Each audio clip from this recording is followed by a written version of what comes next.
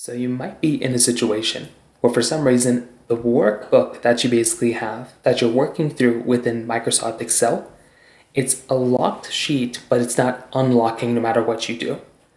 Now, the very first thing I'd recommend thinking about is right now I have this sample sheet file right now. None of this data is real, it's just an example one you can get from Excel.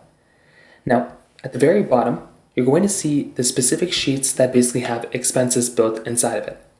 So you'll see this one right here and some other options that are right there as well. What you want to do is you want to go ahead and right click on the specific expenses file that you want to go ahead and basically, unlock. So in this case, the sheet that I have for expenses, I want to right click on it. I want to click pause protection.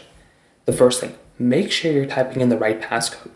Sometimes you might be typing in the passcode that's not right, and it's going to tell you that it's going to be going through and giving you some problems. If this is the error that you're getting right here, that means your passcode is wrong and you need to go through and ask for it or put in the right passcode. Because this in and of itself is going to be the main problem you're going to run into. So make sure that is not the issue that you're basically having. Now, if that doesn't seem to be the problem, the next thing you might want to do is make sure that that file that you were sent has editing privileges, in it. At the very top, if you can click on this drop down right here, click on and change from viewing to editing. Sometimes that might be all you're going to have to do, and that's exactly what I'd recommend doing in this particular case as well. If this is still not working, the next thing I'd recommend doing is to go through and basically refresh your particular web page or reinsert the Excel file.